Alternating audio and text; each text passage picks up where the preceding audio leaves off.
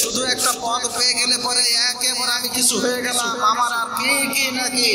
শোনেন, কখনো পদ নিয়ে বাড়াবাড়ি করতে হয় বুঝতে হবে এটা ভালো করে।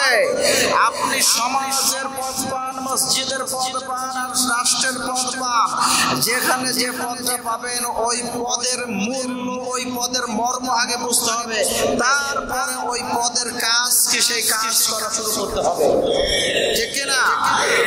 মসজিদে আমি এখন বক্তব্য দিচ্ছি, মসজিদ কমিটিকে উদ্দেশ্য করে বলবো, যারা মুসল্লি আছেন তাদেরকে উদ্দেশ্য করে বলবো, মসজিদ কমিটির সদস্য হতে হলে, মসজিদ কমিটির সভাপতি হতে হলে, মসজিদ কমিটির একটা দায়িত্বশীল হতে হলে তার 5টা গুণ থাকা লাগে। কয়টা?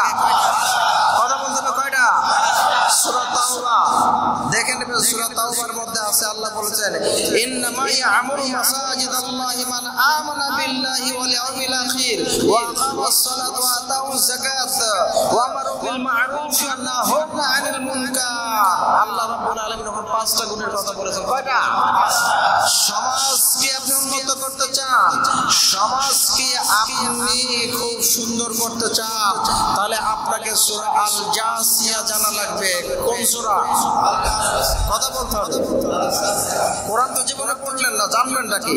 সূরা আল জাসিয়া পড়লে, সূরা আল জাসিয়ার আলোকে যদি কেউ সমাজ গঠন করে, সেই সমাজ হবে সবথেকে সুন্দর, সেই সমাজ হবে সবথেকে উত্তম। সুবহানাল্লাহ বলো।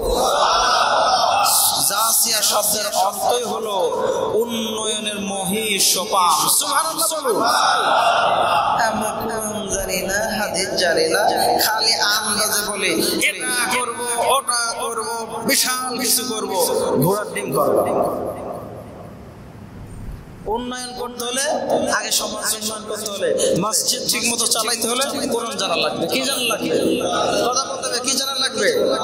এই যে নতুন যে অন্তর্বর্তীকালীন সরকার গঠন হলো, তার মধ্যে আলহামদুলিল্লাহ একজন বিদগ্ধ আলেম স্থান পেয়েছে, আলহামদুলিল্লাহ বলে।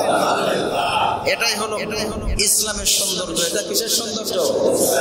আমরা আশা করি নারী মুক্ত বাংলাদেশ পেয়েছি, দেখবেন ইনশাআল্লাহ আমাদের অনেক আশা আছে। আমরা দুর্নীতি, আমরা ঘুষ, আমরা চক্রান্তকারী, আমরা দুর্নীতিবাজ মুক্ত বাংলাদেশ পাবো ইনশাআল্লাহ। আল্লাহ যেন কবুল করে, বলেন আমিন।